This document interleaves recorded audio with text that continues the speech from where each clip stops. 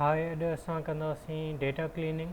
ऐं अगरि तव्हांखे ग़रीबाणी रिसर्च में एक्सपीरियंस हूंदो त उन में गूगल फॉर्म्स मतिलबु क्वेश्चनरीज़ ॿियनि ॾे मोकिलिबियूं आहिनि। ऐं अक्सर करे ईअं थींदो आहे त उन में काफ़ी जेके फॉर्म फिल कंदा आहिनि उहे उन में ग़लतियूं कंदा आहिनि या डेटा ग़लति इनपुट कंदा आहिनि, या त वरी एक्चुअल रिसर्च में कॾहिं कॾहिं डेटा ग़लति अची वेंदो आहे।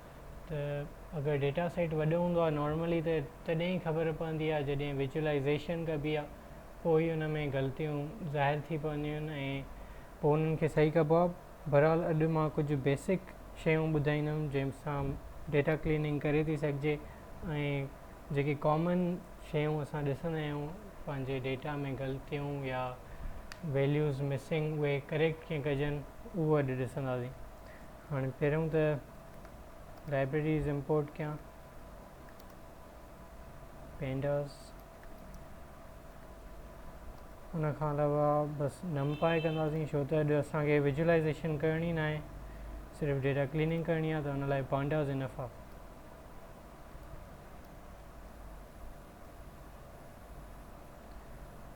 उन खां अलावा मां हिकिड़ो डेटा सेट ठाहियो आहे जंहिंमें मां कुझु पाण मिस्टेक्स कया आहिनि जेके मां कॉमनली मिस्टेक्स ॾिठियूं आहिनि, त उन्हनि खे ॾिसंदासीं त सही कीअं कजे।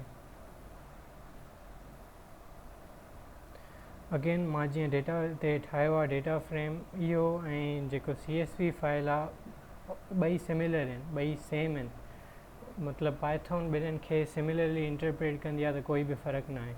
जेको थींदो उहो उअं ई थींदो जीअं तव्हां अगरि इहो CSV फाइल इंपोर्ट कंदव त सभु कुझु उअं ई थींदो, सेम प्रोसेस आहे।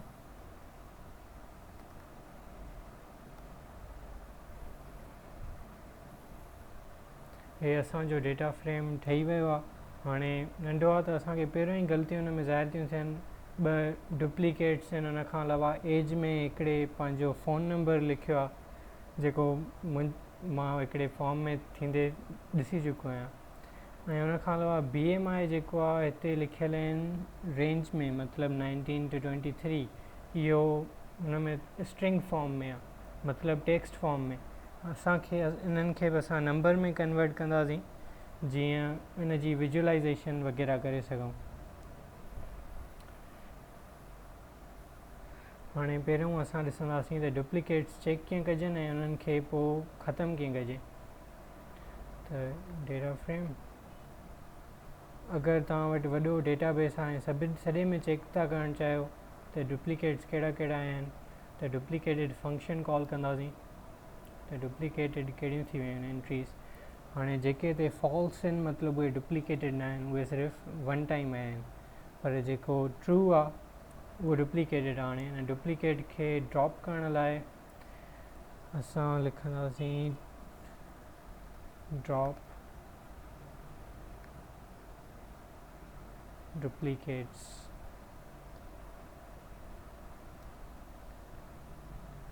ऐं ड्रॉप थी वियो जेको लास्ट रो हुई शगुफ़्ता जेको रिपीट थियल हुयो उहो हाणे क्लियर थी वियो।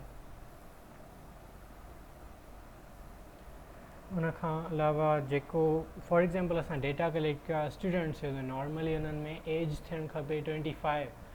भली हुते वैल्यू एज़ अ नंबर ॾिनल आहे, पर जेका एज अगरि 25 न आहे उन खां घणे मथे आहे त मतिलबु डेटा में का प्रॉब्लम थी सघे। त सिंपली इन खे चेक करण लाइ असां हिते बूलियन ऑपरेटर कॉल कंदासीं त कंडीशन ट्रू आहे या न आहे। एज वारो कॉलम ग्रेटर देन 25, असांखे सिर्फ़ु उहे कॉलम्स मिलंदा जिते ग्रेटर देन 25 हूंदी, मतिलबु असां चेक था कयूं त किथे वधीक त न आहे 25 खां। ठीकु आहे, असांखे ख़बर पई आहे त सेकेंड रो में 25 खां वधीक एज। हाणे इहो डेटा कंहिंजो आहे, हुनजो नेम छा आहे, इहो ॾिसण लाइ असां इहो जेको ट्रू वारी लिस्ट आहे इहा इनपुट कंदासीं डेटा फ्रेम में। पोइ असांखे ख़बर पइजी वई त असलम पंहिंजी एज ग़लति इनपुट कई आहे ऐं को फ़ोन नंबर लिखियो अथई। उनखे सही करण लाइ असां जेको आहे एज खे रिप्लेस कंदासीं। ठीकु आहे, हाणे इन लाइ असांखे लोकेशन पिक करणी आहे, त उहो वैल्यू किथे आहे असांजी टेबल में, त उन लाइ लोकेशन फंक्शन आहे, ऐं रो जेकी आहे उहा सेकेंड आहे। मतिलबु वैसे त एक्चुअल रो त थर्ड थींदी, पर प्रोग्रामिंग लैंग्वेजिस में इंटरप्रेट ईअं थींदी आहे त जेकी लिस्ट शुरू थींदी आहे न उहा हमेशह ज़ीरो खां थींदी आहे। फस्ट वैल्यू ज़ीरो हूंदो आहे इंडेक्स में, सेकेंड वैल्यू 1, ऐं ईअं ई मतिलबु अॻिते अॻिते वधंदा आहिनि। ऐं असांजो कॉलम आहे एज। ठीकु आहे, त इहो असांखे रिप्लेस करिणो आहे। लेट्स से असां ॻोल्हियूं था त असलम जी एक्चुअल एज केतिरी हुई, ऐं पोइ ख़बर थी पए त 25 हुई।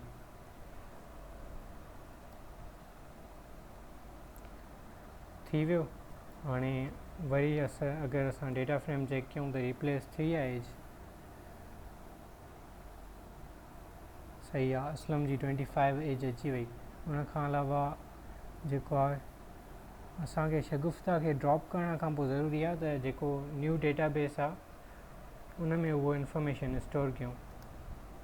त हिते बि इक्वल लिखंदासीं जीअं इहा इंफॉर्मेशन स्टोर थी वञे। ऐं पोइ हाणे हिनखे रन था करे ॾिसूं त ठीकु आहे, न्यू डेटा फ्रेम में डुप्लीकेट्स न आहिनि ऐं असांजी एज बि सही थी वई।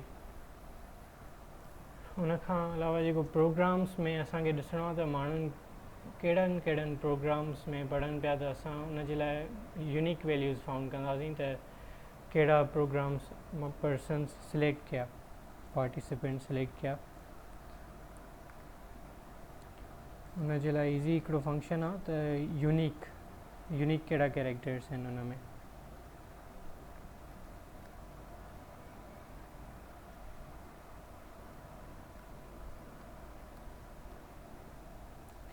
हाणे असांखे मिले थो त MBBS सिलेक्ट कयो ऐं ॿियो कंप्यूटर साइंस। थी थो सघे त असां डेटा सिर्फ़ु मेडिकल यूनिवर्सिटीअ मां कलेक्ट कयो हुजे, त हुते कंप्यूटर साइंस कंहिं ग़लति डेटा इनपुट कयो हूंदो। हाणे इन जे लाइ या त असां पूरी जो पूरी रॉ खे हटाए था सघूं, या त सिर्फ़ु उनखे करेक्ट कयूं। त हिते उअं ई करेक्ट करे था सघूं जीअं मथे असां एज चेंज कई अथई। डेटा फ्रेम प्रोग्राम अगरि उहो इक्वल आहे CS जे, या असां डायरेक्ट लोकेशन सिलेक्ट करे था सघूं त उहो किथे थियल आहे, उनखे रिप्लेस करण लाइ df डॉट लोकेशन। ऐं थर्ड रो आहे असां वटि कॉलम जो नेम आहे प्रोग्राम। उनखे रिप्लेस कंदासीं जेको न्यू वैल्यू थींदो असांजो MBBS या BDS।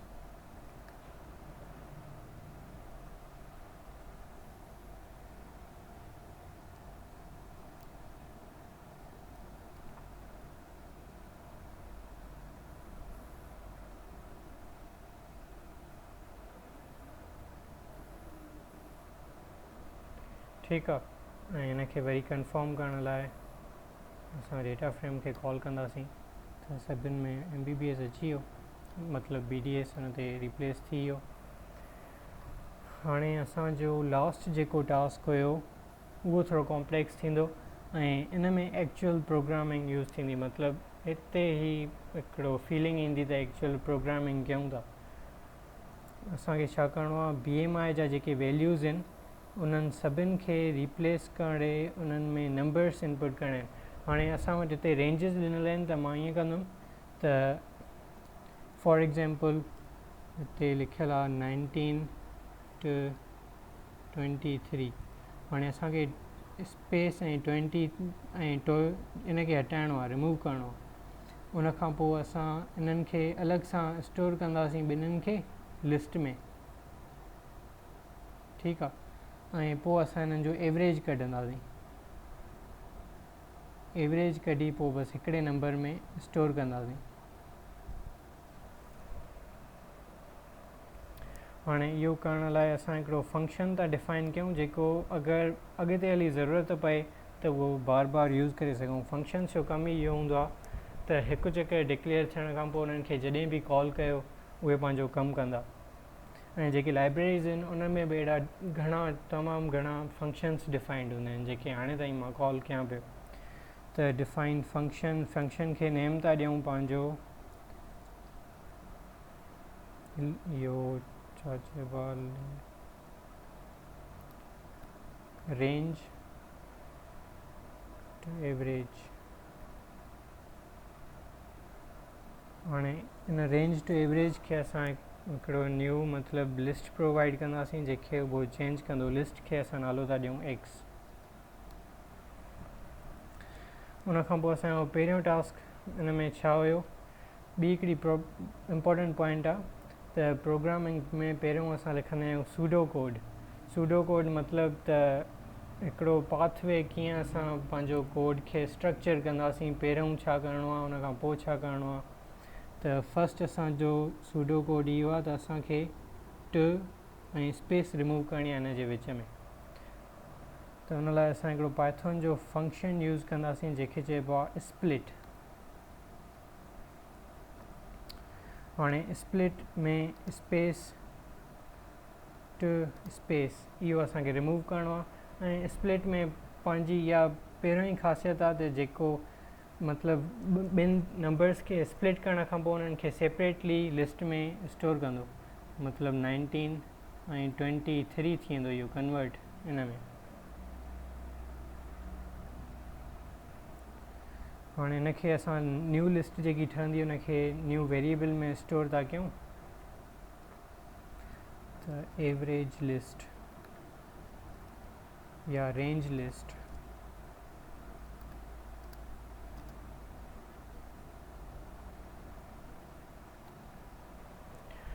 ऐं नेक्स्ट असांखे छा करिणो आहे, इन्हनि जी एवरेज फाइंड करणी आहे। हाणे जेॾीमहिल असां स्प्लिट कयोसीं 19 ऐं 23 खे त पहिरियों बि टेक्स्ट आहे ऐं लिस्ट जे फॉर्म में बि पोइ बि टेक्स्ट जे फॉर्म में स्टोर थींदा आहिनि। मतिलबु हिननि ते कोटेशन मार्क्स हूंदियूं हिन लिस्ट में 19 ऐं कोटेशन मार्क्स 23।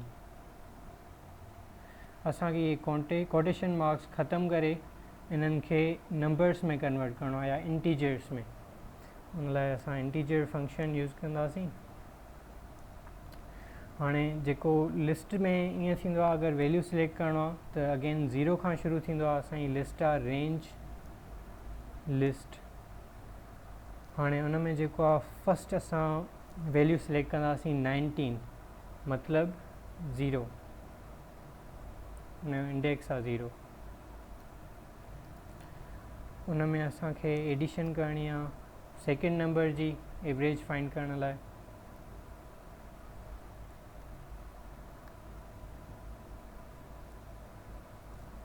लिस्ट ऐं सेकेंड मतिलबु 1। ठीकु आहे। हिन फंक्शन जो कमु छा आहे, इन खे रिटर्न कंदो इन लास्ट वारी वैल्यू खे। ठीकु आहे। एवरेज में एडिशन जेतिरा कबा आहिनि डिजिट्स उन्हनि खे ओतिरी मतिलबु लेंथ सां डिवाइड कबो आहे त डिवाइडेड बाय 2। इहो फंक्शन रिटर्न कंदो वैल्यूज़। हाणे असां डेटा फ्रेम ते इहो फंक्शन अप्लाई कंदासीं, इन BMI रो ते इहो फंक्शन अप्लाई कंदासीं। पहिरियों त डेटा फ्रेम में जेका रो आहे BMI उन ते फंक्शन था अप्लाई कयूं। फंक्शन जो नालो आहे रेंज एवरेज।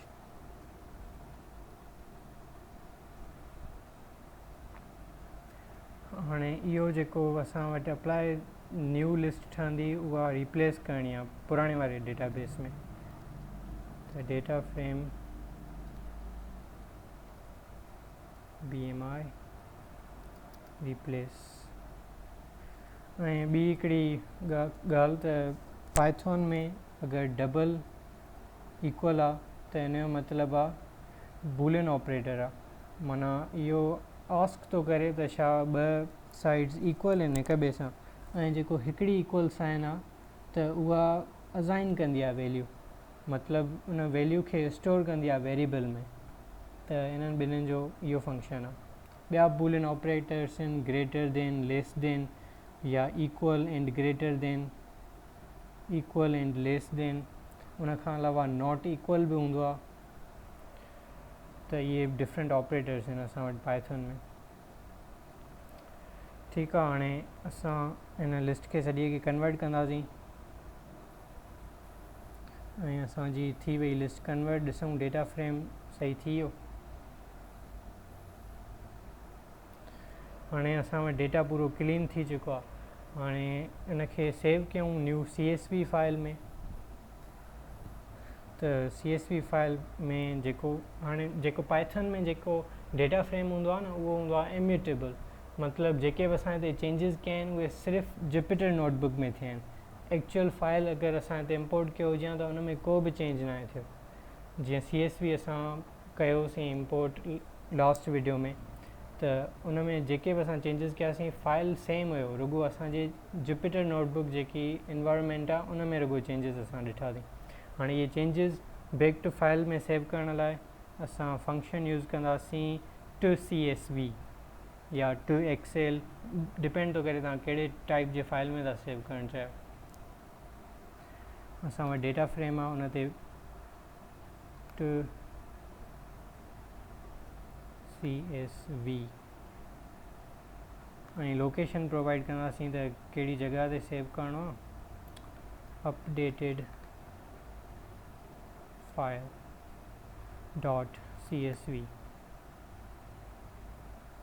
हिनखे रन था कयूं ऐं पोइ ॾिसूं था उते फाइल आयो, फाइल अची वियो।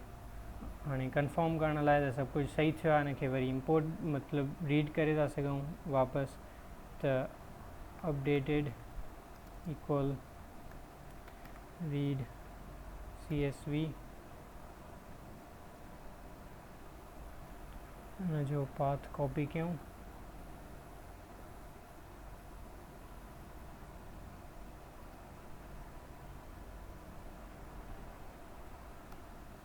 ऐं पोइ हिनखे कॉल करे ॾिसूं त सभु कुझु सही आहे।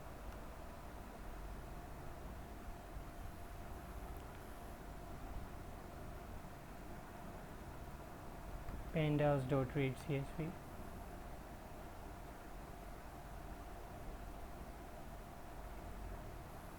डेटा सॼो क्लीन थी वियो आहे। Thank U.